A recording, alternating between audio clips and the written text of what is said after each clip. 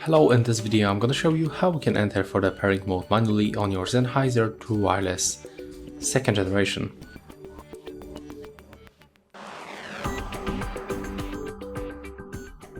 So to do this you have to remove both earbuds from the charging case, and then you have to click and hold these two touchpads until this indicator starts blinking like that. As you can see, in my case it's already blinking automatically. So I don't even have to do this because it works from the case like it's supposed to, but sometimes it's not working, so you just have to click and hold these two touchpads and simply take a look for the indicator until it starts blinking blue and red.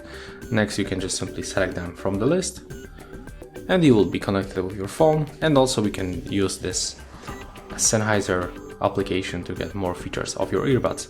But that's all for this video, hope you like it.